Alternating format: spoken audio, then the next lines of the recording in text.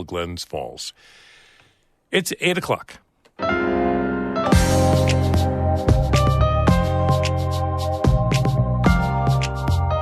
Good morning. This is Northern Light for Wednesday, January 16th. I'm Monica Sandreski. And I'm Todd Moe. Today, a profile of Lewis County Sheriff Mike Carpinelli, one of thousands of law enforcement officers in the U.S. with ties to far-right groups that experts call anti-government and authoritarian. Are you more powerful than any state or federal agent or even the president in your county? In my county, yes. The Constitutional Sheriffs and Peace Officers Association teaches sheriffs they don't have to enforce laws that they think are unconstitutional. I mean, to me, as a scholar who studies these things, it smacks of authoritarianism, right? It's this kind of belief that, like, you should be deferential to certain kinds of authority, and, like, anybody who deviates from that authority, like, needs to be punished. We'll continue our look at far-right extremism in the North Country, part 2 of NCPR's investigative podcast, If All Else Fails. Plus, we'll take a look at Governor Hochul's 2024 budget proposal for the state. That's coming up on Northern Light. Stick with us.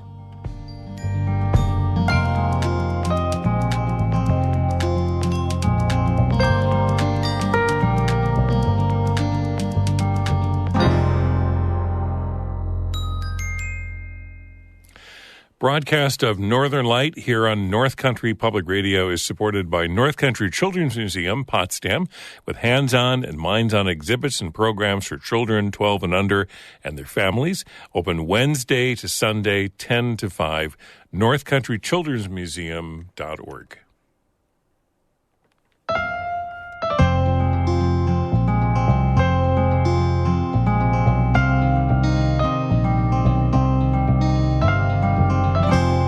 This is Northern Light. I'm Monica Sandreski. And I'm Todd Moe. This week, we're airing a special series on far-right extremism in the North Country. It's called If All Else Fails. You can listen to all episodes right now wherever you get your podcasts. Yesterday, we heard from Jackie Bray. She leads New York's Division of Homeland Security and Emergency Services. Bray says far-right extremism is among the state's top security concerns, and she's especially worried about that threat coming from within law enforcement. We know that domestic extremists and organizations, the Oath Keepers, the Proud Boys, the Three Percenters, the Boogaloo Boys, recruit in former military and in active law enforcement. And it is incredibly concerning to me. And I think New Yorkers should be aware that that is a tactic of these groups. We continue our series on far-right extremism in the North Country with a profile of Lewis County Sheriff Mike Carpinelli. He has ties to at least two groups described by experts as anti-government and extremist. Reporters Emily Russell and Zach Hirsch bring us his story.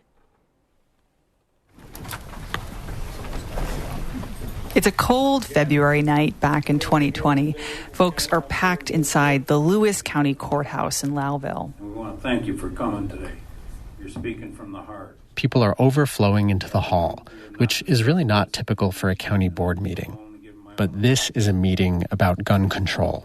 This meeting is part of a push to designate Lewis County as a Second Amendment sanctuary, meaning there wouldn't be local enforcement of state gun laws.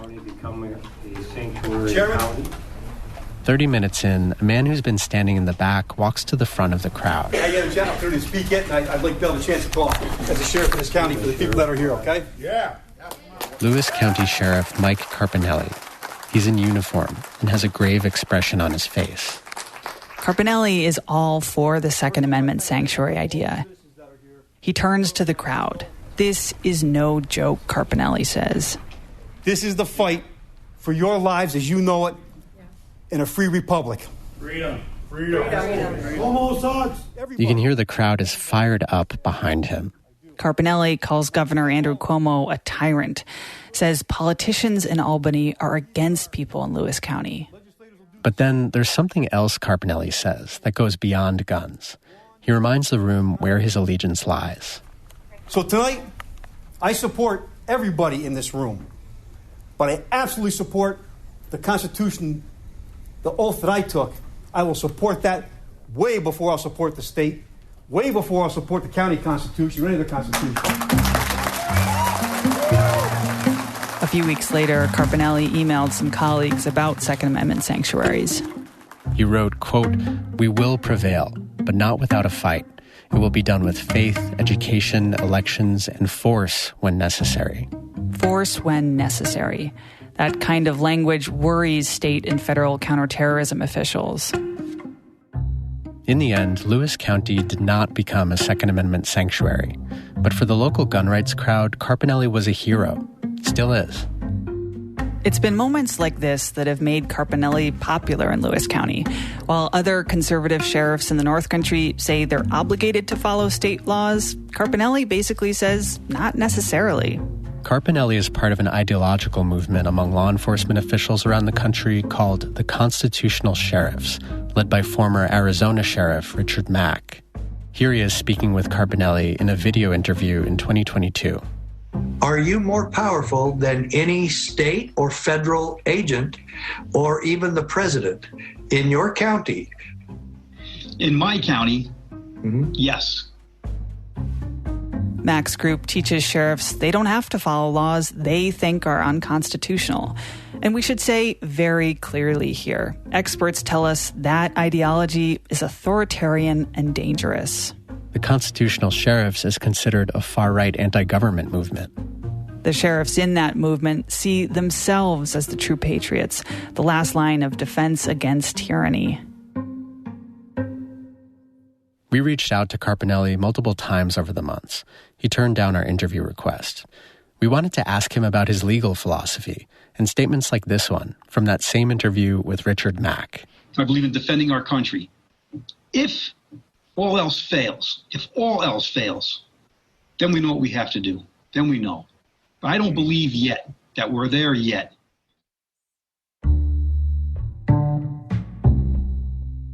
We're going to dive into these kinds of statements, this belief system.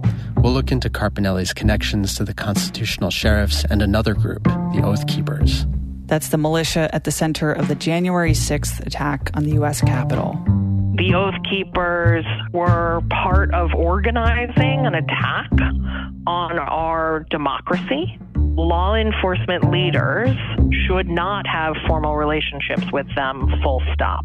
What makes a county sheriff think that he has more power than other branches of the government? We know that authoritarianism is on the rise around the world, and in some U.S. counties, this movement to empower constitutional sheriffs has taken hold, and people are buying in. They can't force him to do certain things, which we're glad of anyways, and he knows that the people here are going to back him on that. Lewis County is really conservative. Carpinelli has been elected sheriff 4 times and even ran for governor. And he's popular not in spite of saying he won't enforce certain laws and mandates, but in part because of it. Being a gun owner, I would side with him on some of the stuff that royally ticks you off if you're a freedom-loving person who owns firearms. This is If All Else Fails from North Country Public Radio. I'm Zach Hirsch. And I'm Emily Russell.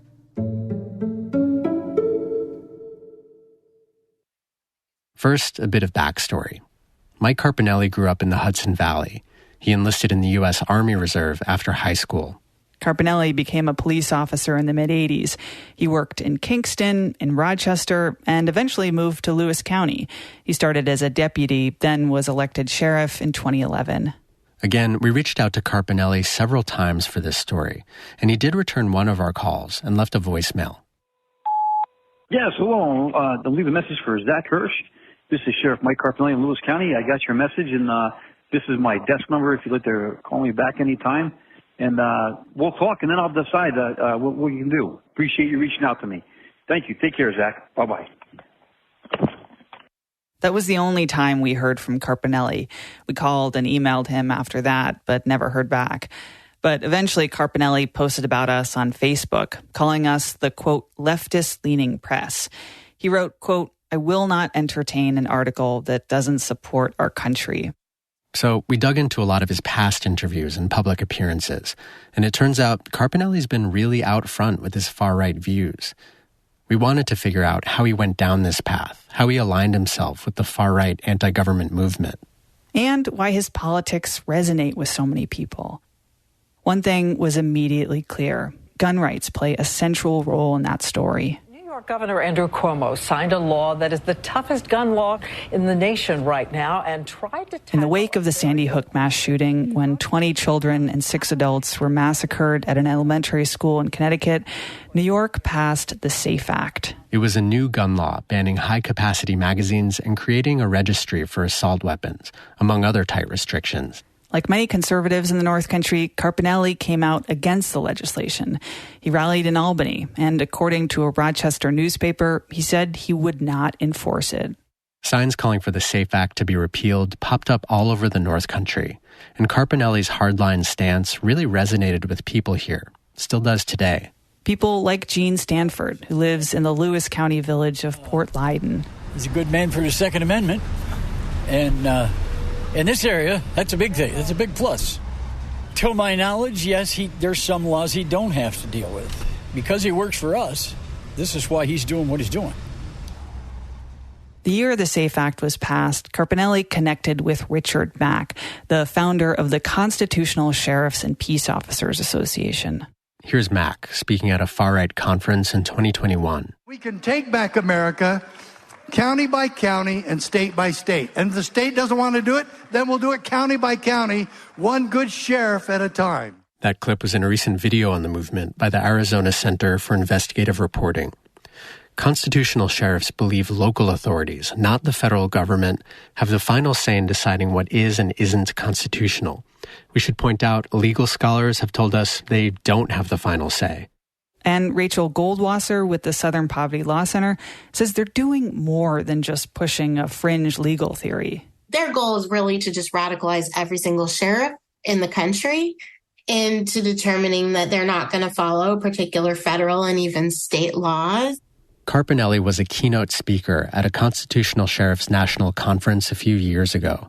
And today, his photo is on the group's homepage endorsing Mack, who in turn calls Carpinelli a good friend. This tape is from Mack's talk show. He's on our website, very loyal to me. And when anybody talks about constitutional sheriffs in New York, Mike Carpinelli is the first name that comes up. As Carpinelli got more into politics, pushing back against gun laws, he was also connecting with that other group we've mentioned, the Oath Keepers. In 2013, the Oath Keepers put out a call to form militias and county sheriff posses. A lot of people reportedly left the group in the years that followed, as the Oath Keepers became a militia and got more violent in their rhetoric.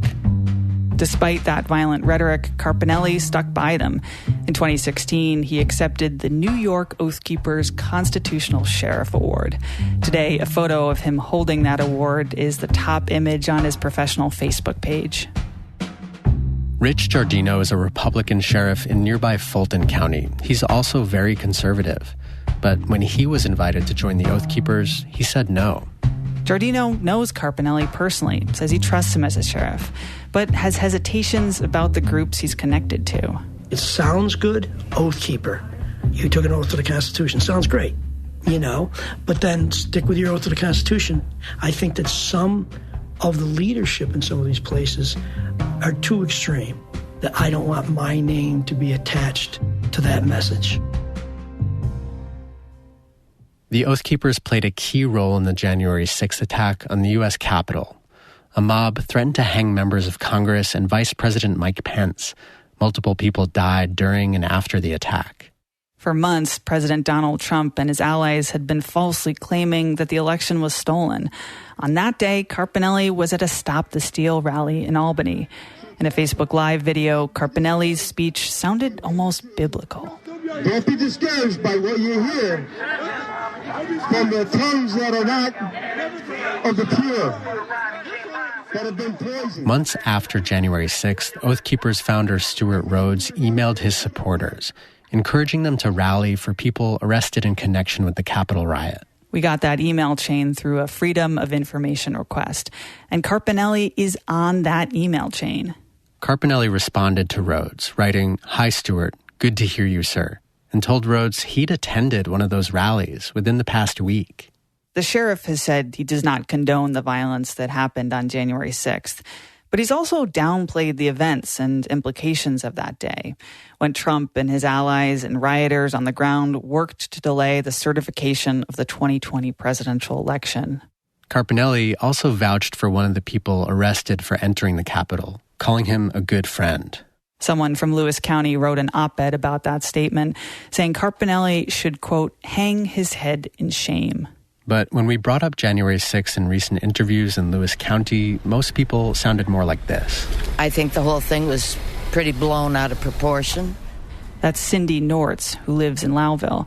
We also asked about Carpinelli's ties to the Oath Keepers and the constitutional sheriffs. What do you think about your sheriff being involved in some of those kinds of groups? Do you have any problems with it? No, I don't really. It's not illegal to associate with the Oath Keepers or the constitutional sheriffs or to rally. But Jackie Bray, commissioner of New York's Division of Homeland Security and Emergency Services, says Carpinelli's behavior is concerning.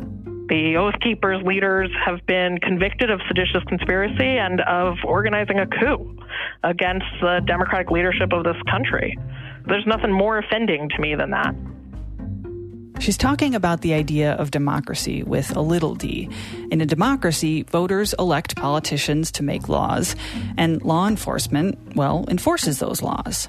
But constitutional sheriffs say they can choose which laws they believe in. And we've seen that with Mike Carpinelli in Lewis County.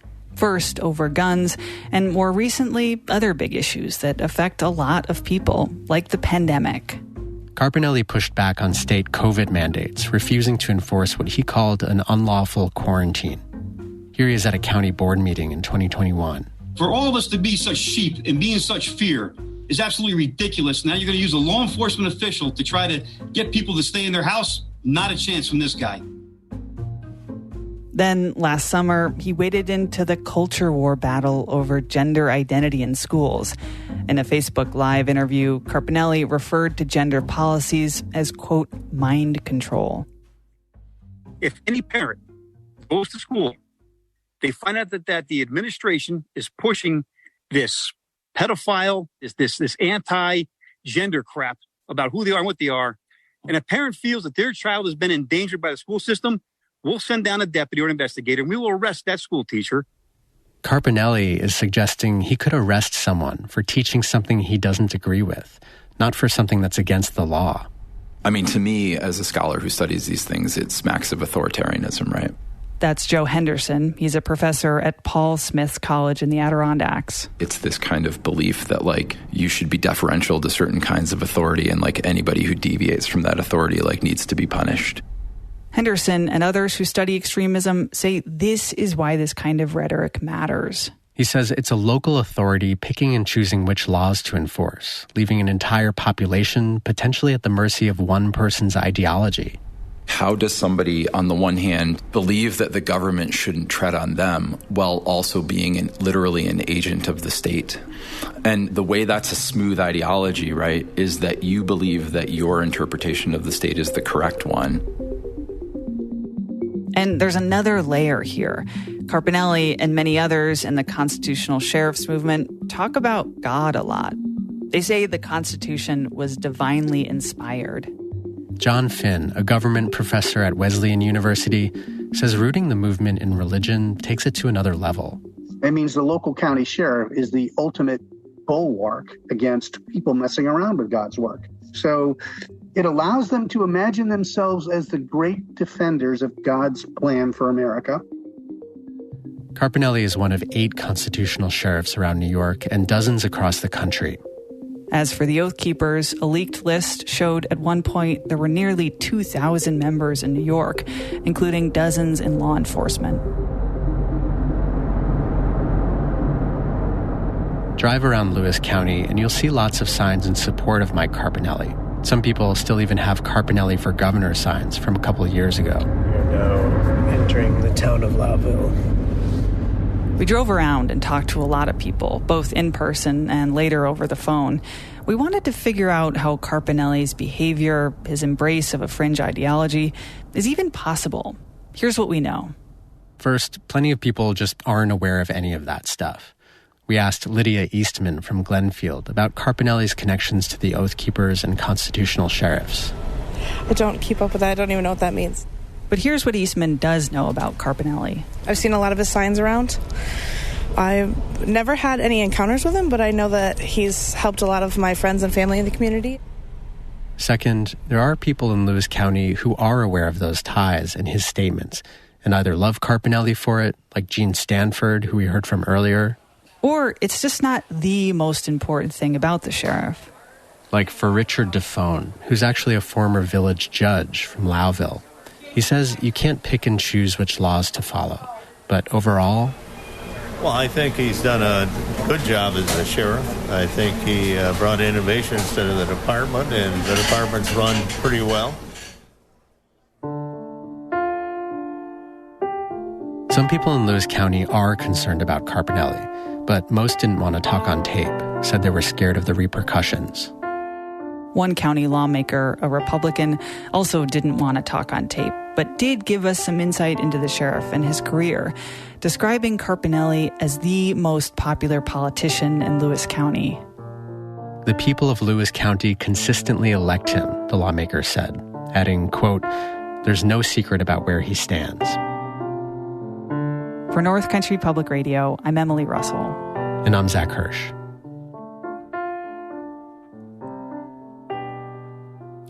This story is part of a new series on far-right extremism called If All Else Fails. You can listen to all episodes right now by subscribing to the podcast. Just go to Spotify, Apple Podcasts, or wherever you listen and search If All Else Fails. Tomorrow on the show, we'll hear part 3 about another sheriff in rural New York who was invited to a far-right group. Sheriff Rich Giardino says he didn't know how extreme the group was and joined because he was recruited by someone he knew. After Emily and Zach's interview, Giardino told them he was reconsidering his membership. That's tomorrow morning, right here on Northern Light. It's 8:22.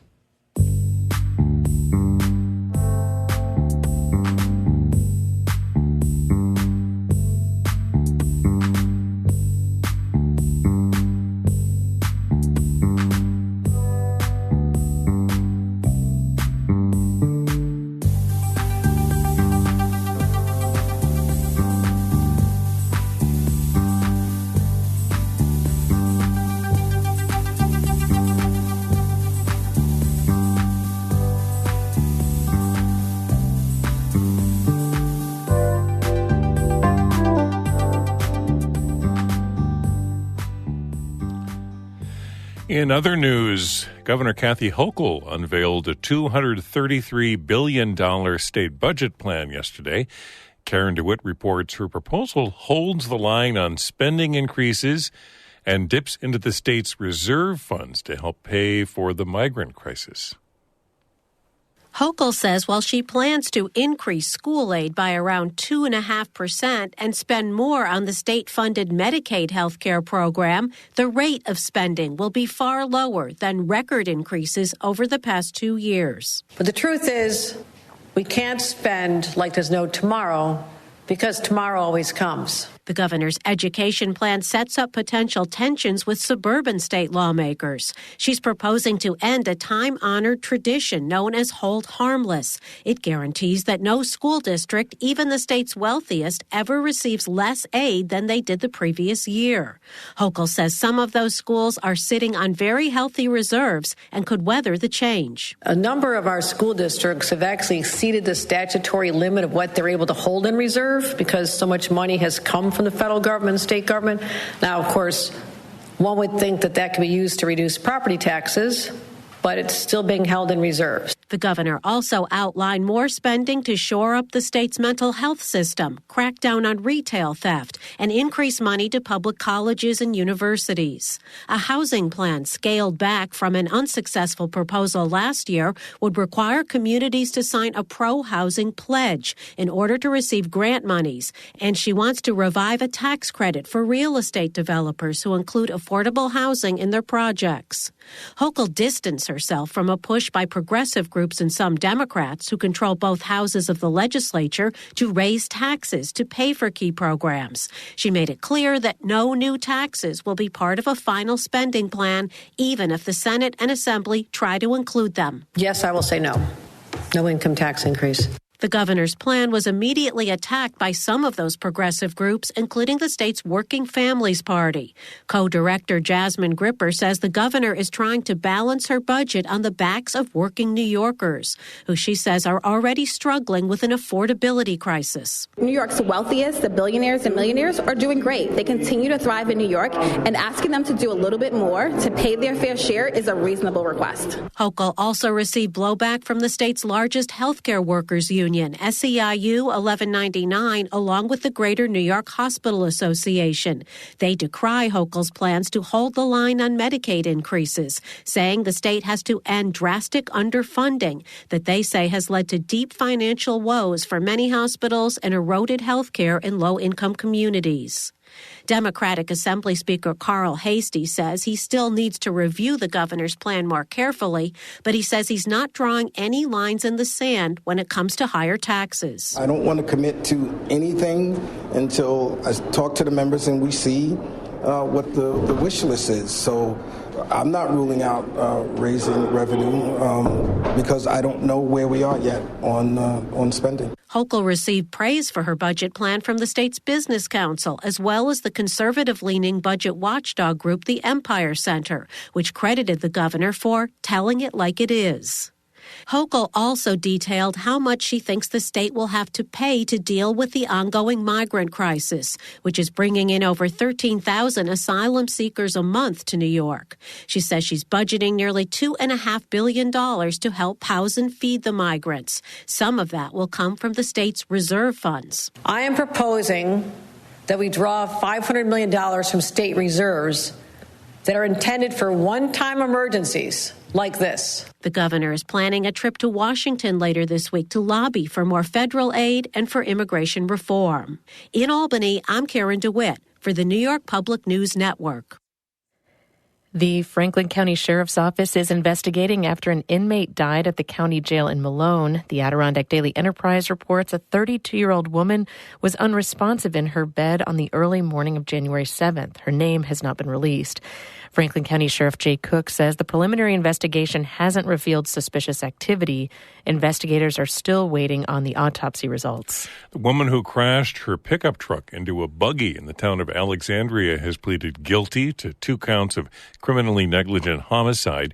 2 children died in the September accident, while 4 other family members were injured and treated at a hospital. WWNY-TV reports Charlene Kring has been placed on interim probation for a year. Police say distracted driving and speed were both factors in that crash. And more snow is coming to parts of the North Country this week. The National Weather Service has issued a lake-effect snow warning for parts of Oswego, Jefferson, and Lewis counties through Thursday evening. Meteorologists are predicting 1 to 3 feet of snow, with the most concentrated on the Tug Hill Plateau. The snowstorm will hit the Watertown area today before moving south overnight. The Weather Service is anticipating high winds and blowing snow this afternoon through the evening. And in these last couple of minutes, Todd, how's the weather looking for the rest of the region? Some scattered snow showers today and tonight, and probably for the rest of the week for that matter, and turning a little colder as well. Highs this afternoon in the teens for much of the region, with winds out of the west-southwest, lows single digits overnight again tonight. Then tomorrow, some snow showers, highs near 20. Friday, highs in the teens. Saturday, a high in the single digits. That's it for Northern Light on this Wednesday. Morning Edition continues in just a minute. Then join us this afternoon for a special conversation called Click Here. It's about digital morality. What happens when authorities use digital weapons to impose their vision of morality on the people they're supposed to serve? Across the globe, rulers have launched apps, tracked phones, and used personal data in increasingly hostile ways, and it sparked some very creative responses. That conversation in a 1-hour special this afternoon between 2 and 3 o'clock called Click Here. That's right here on North Country Public Radio.